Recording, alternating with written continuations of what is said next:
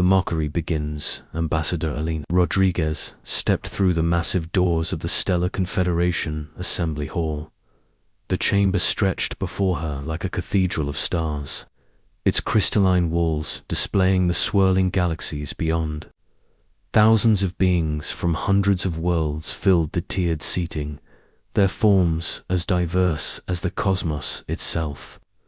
Elena wore a simple navy blue suit, her graying hair pulled back in a neat bun. She carried only a small briefcase and wore no ceremonial decorations. Compared to the elaborate robes, glowing armor, and floating crowns around her, she looked remarkably ordinary. The human delegation consisted of just 5 people, seated in a small section near the back of the hall. As Elena walked toward the speaking platform, whispers followed her path. The translation devices built into the hall carried fragments of conversation from dozens of species. The humans again clicked a insectoid Kithari representative. Why do they persist with these requests? Primitive species, rumbled a massive Corvin diplomat. Their faster ships barely reach light speed. I heard they still use projectile weapons, laughed a crystalline Zalani council member. How quaint. Elena had heard these comments for 3 years now. Earth had been granted observer status in the Confederation, but every request for greater involvement had been politely dismissed. The galaxy's established powers saw humanity as a curiosity at best, an annoyance at worst. The Assembly's speaker, a tall ethereal being named Altus Prime, called for order. His voice resonated through the chamber in perfect galactic standard. The human delegation has requested time to address the matter of Galactic Defense Coalition membership. Elena reached the central podium and activated the speaking system. Her voice carried clearly to every corner of the vast hall. Honored representatives, I am Ambassador Elena Rodriguez of Earth. We come before you today to renew our request for membership in the Galactic Defense Coalition. A wave of barely suppressed laughter rippled through the assembly. High Chancellor Vec of the Draconian Alliance rose from his prominent seat.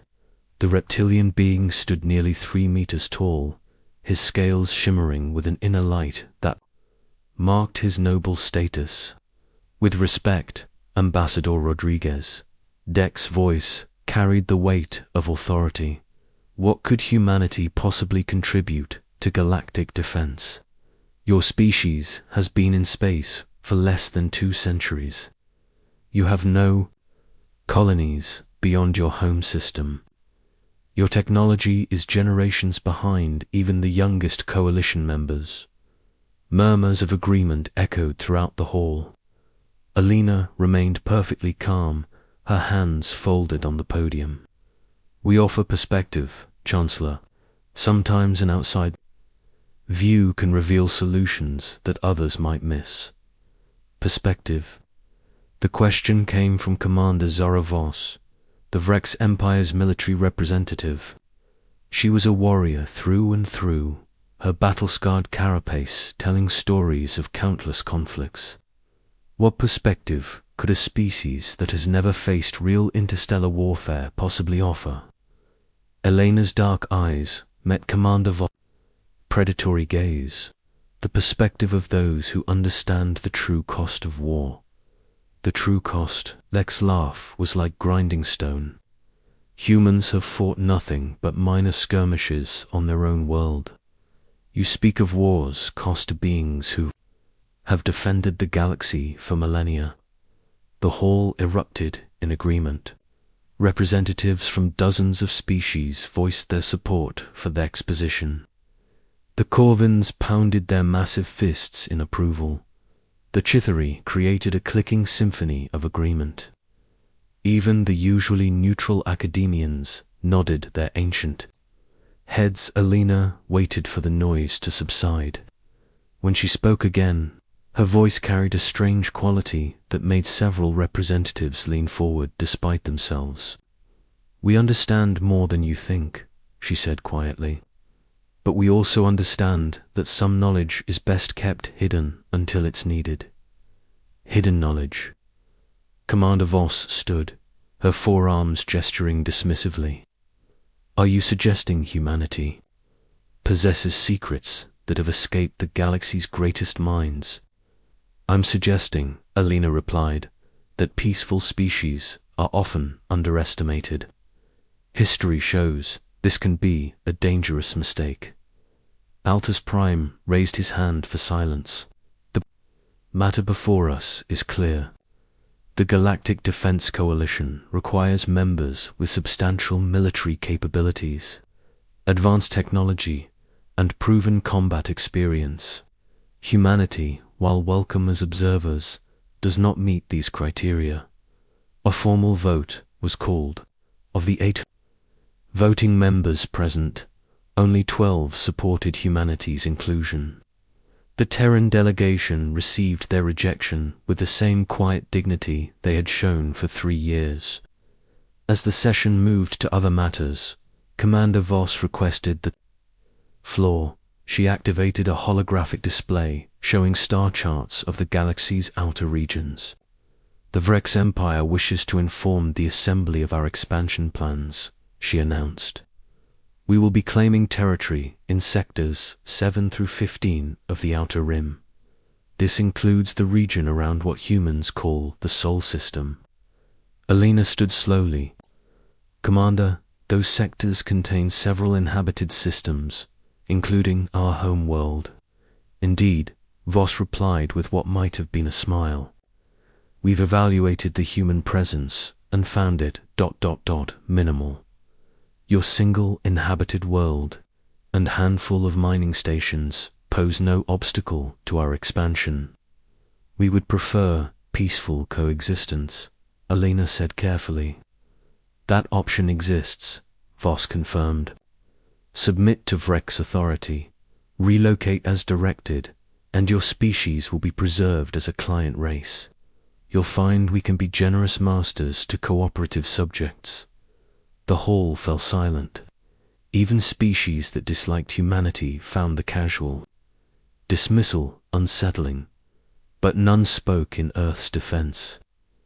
The Vrex Empire was a major military power, and their expansion had been sanctioned by the Coalition many times before. Elena's voice remained steady. And if we decline your generous offer, then you'll be classified as hostile entities occupying Vrex territorial claims. We will remove you accordingly. Voss gestured to a display showing the positions of Vrex fleets. You have 30 standard days to decide. I suggest you choose wisely. Alina nodded once. Understood. 30 days. She gathered her materials and prepared to leave the podium, but paused. When she looked up at the assembly, something had changed in her expression. The polite diplomat was still there, but beneath it lurked something else. Something that made a few of the more perceptive representatives feel suddenly uneasy. Before I go, Alina said, her voice carrying to the farthest reaches of the hall, I want to share something my grandmother used to say. She lived through the last great war on Earth, and she taught me that the quietest person in the room is often the most dangerous. She looked directly at Commander Voss. In 30 days, you'll have your answer. But Commander, I want you to remember this moment. Remember that you were warned, not threatened, not challenged, warned. Alina turned and walked calmly back to the human section. Her small delegation stood and followed her out of the hall. As they passed through the great doors, conversations exploded throughout the assembly. Some representatives laughed at the humans' audacity. Others felt a chill. They couldn't explain. High Chancellor Vec addressed Commander Voss. Will humanity's response change your plans? Voss's laugh was harsh and predatory, a warning from humans. They have 12 ships and 6 billion people who've never seen real war. What could they possibly do that would concern the Vrex Empire? Indeed, Deck agreed. Still, there was something about the ambassador's tone. Fear, Voss declared. They know they're beaten, so they resort to empty threats. It's actually quite pathetic. But as the assembly session ended and representatives began filing out, a few beings made quiet inquiries about humanity's history.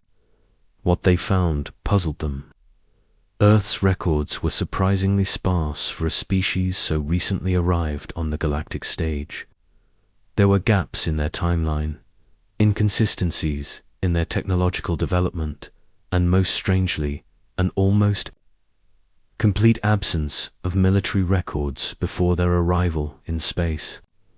Professor Kane, Earth's chief scientific advisor, walked beside Alina as they made their way back to the human quarters. He was an elderly man with kind eyes and silver hair, but his advanced degrees in xenarchaeology and ancient technologies made him one of the most knowledgeable humans alive. Was that wise? He asked quietly. The warning, I mean. Alina sighed. They wouldn't listen to reason. Maybe they'll listen to what comes next. The Council won't approve Protocol 0 easily, Kane warned. It's been classified for good. Reason. 30 days, Professor.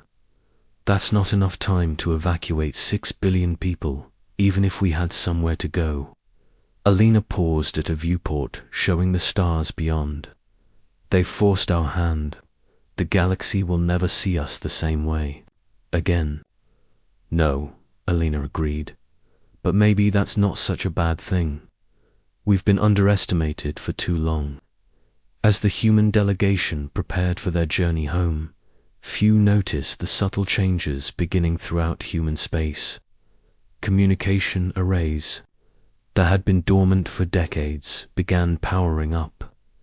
Deep space monitoring stations that appeared on no official charts started broadcasting coded signals. On Earth itself, facilities buried beneath mountains and deserts received urgent activation orders. The countdown had begun. In 30 days, the galaxy would learn why humanity had remained so quiet for so long. The question was whether anyone would be prepared for the answer. Commander Voss reviewed her fleet deployments, confident in her overwhelming advantage. The Vrex Empire commanded thousands of warships, controlled hundreds of worlds, and had never lost a major conflict. What could one small blue world possibly do against such power? She would find out soon enough. The galaxy's greatest military force was about to encounter something it had never faced before, a species that had chosen peace not from weakness, but from wisdom, a species that understood the true meaning of restraint. And when that restraint was finally lifted, the cosmos itself would tremble. The 30-day countdown had begun, the awakening 30 days later. Commander Zara Voss stood on the bridge of her flagship, the Devourer, watching her invasion fleet emerge from hyperspace. At the edge of the Sol system, 2,000 Vrex warships materialized in perfect formation, their dark hulls gleaming with weapon arrays that could sterilize planets. Fleet status report, Voss commanded. All vessels operational, Commander, her tactical officer reported. Long-range sensors detect minimal human activity. 12 patrol ships in the outer system, exactly as intelligence predicted. Voss smiled, her predatory features reflecting the bridge's red lighting. The humans had spent their 30 days exactly as expected, sending diplomatic protests and evacuation requests that were ignored by the galaxy at large. No major power had offered sanctuary to Earth's billions. The Stellar Confederation had washed their hands of the matter entirely. Any response from the human government? Voss asked. Standard surrender broadcast on all frequencies, her communications officer confirmed. They're asking for more time to organize evacuation transports. Time they don't have, Voss declared. Signal the fleet. Begin advance to Earth. Full combat. Formation, the Vrex Armada began its final approach, confident in absolute victory. Each warship was a kilometer of hardened armor and devastating firepower. Against them stood 12 human vessels that looked more like cargo haulers than warships. But something was wrong with the sensor readings. "Commander," the sensor operator called out, uncertainty in his voice. "I'm detecting unusual energy signatures throughout the system. Define unusual, multiple sources, ma'am. They appear to be coming from asteroids, dead moons, even empty space itself. The signatures are ... old, very old." Voss frowned.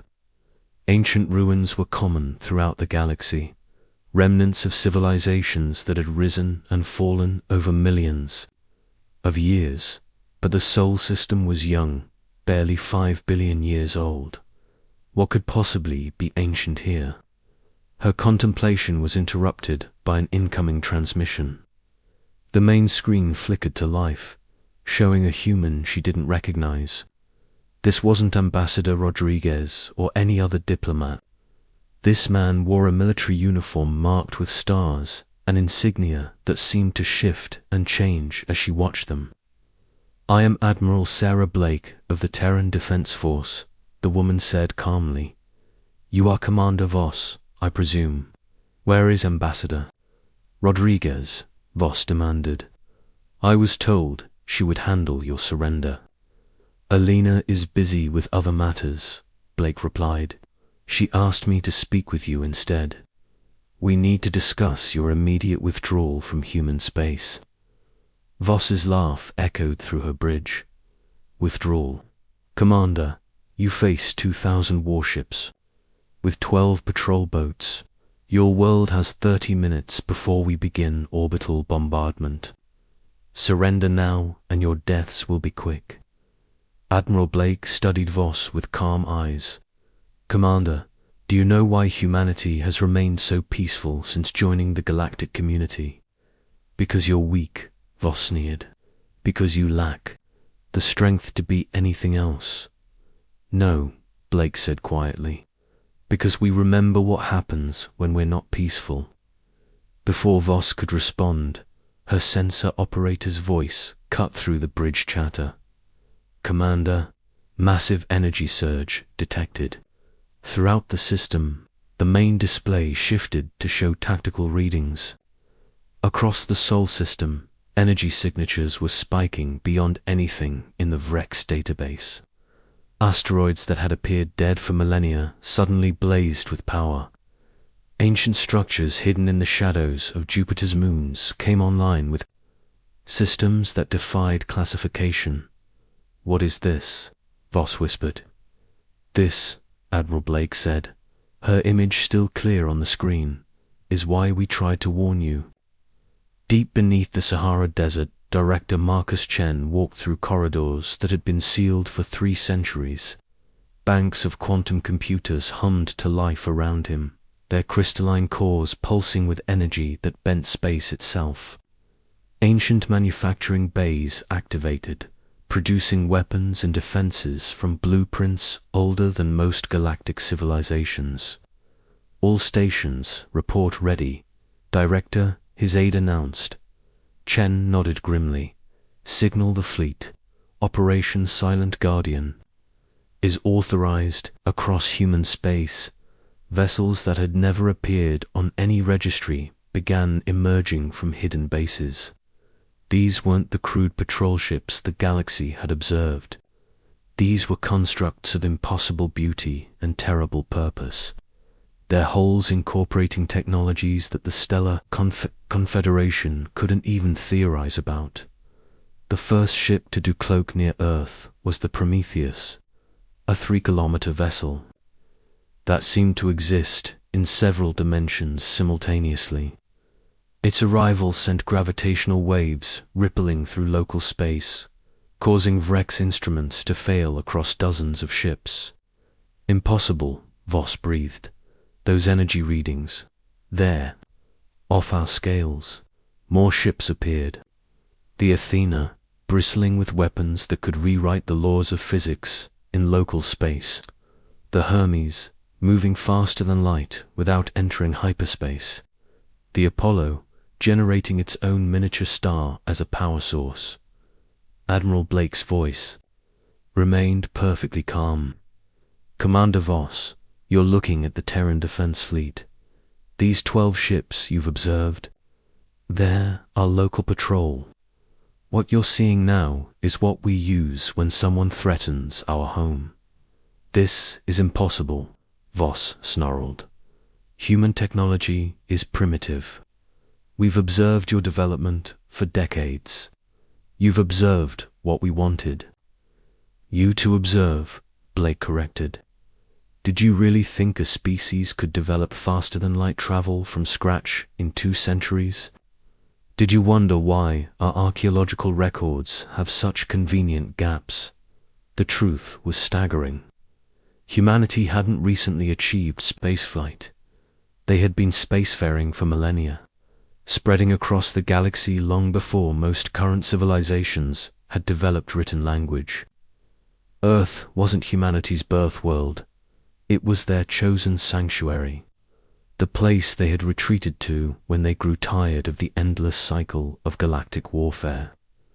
Sensors are detecting thousands of additional contacts, the Vreck's tactical officer reported, his voice shaking.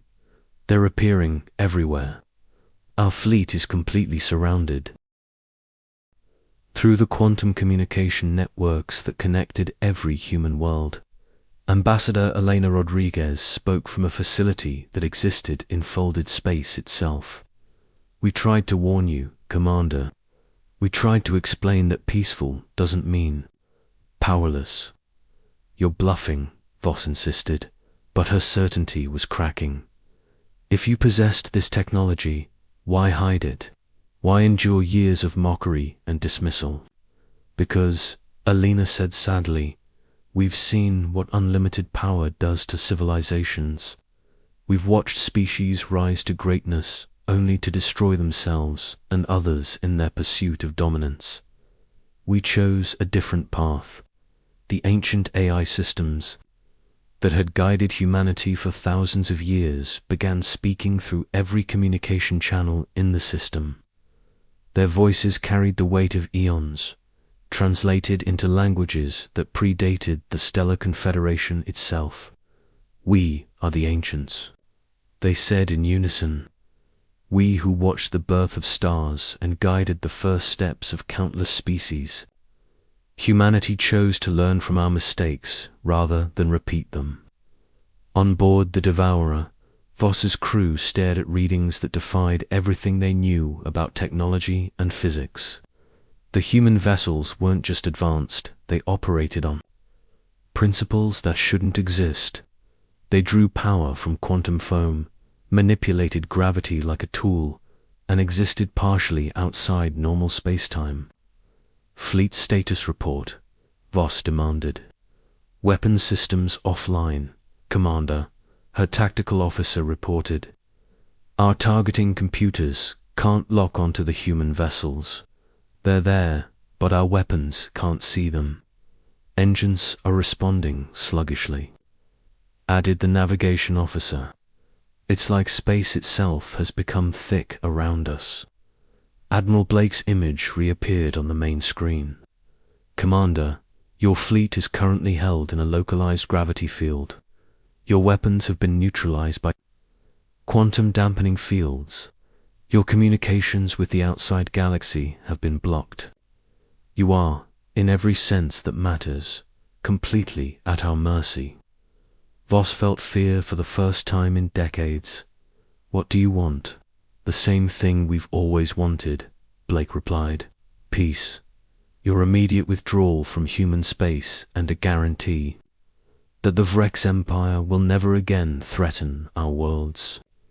And if I refuse, Blake's expression didn't change, but something shifted in the space around the Vrex fleet. Stars seemed to dim momentarily, and every Vrex warrior felt a chill that had nothing to do with temperature. Then you'll discover why. The galaxy's oldest civilizations speak of humanity only in whispers, Blake said quietly. Why the precursors left warnings about the quiet ones in ruins across 100 worlds. Why the most ancient databases contain files marked "Do not wake the Watchers." Throughout the galaxy, emergency sessions were being called as governments detected the massive energy signatures emanating from the Sol system. The Stellar Confederation's best scientists stared at readings that suggested humanity had just activated technology centuries ahead of anything in their databases. High Chancellor, Dec received the reports with growing horror.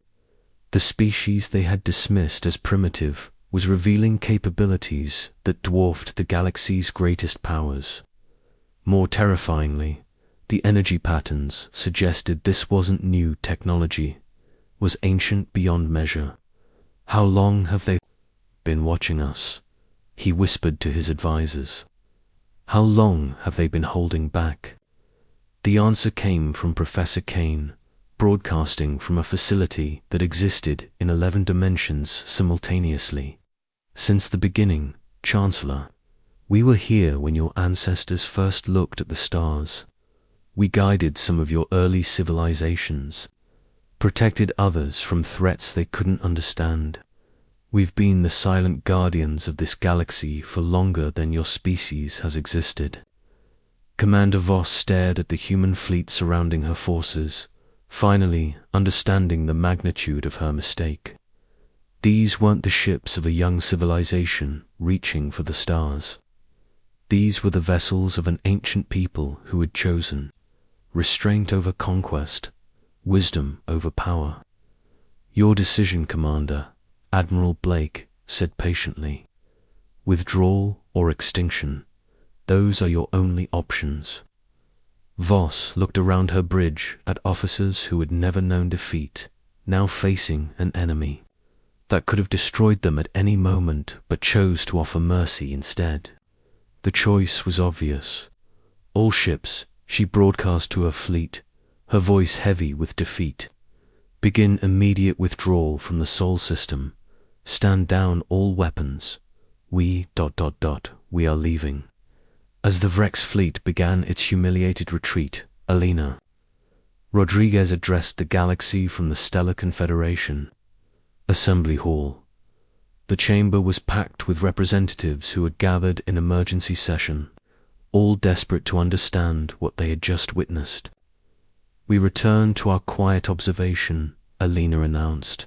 We will continue to offer guidance to those who ask for it, protection to those who need it, and mercy to those who deserve it. But never again will humanity be dismissed as weak simply because we choose not to display our strength. She paused, looking around the silent assembly. The galaxy is vast and dangerous.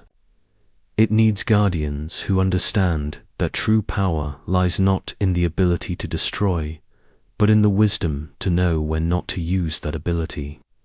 We will continue to be those guardians, as we have been for thousands of years.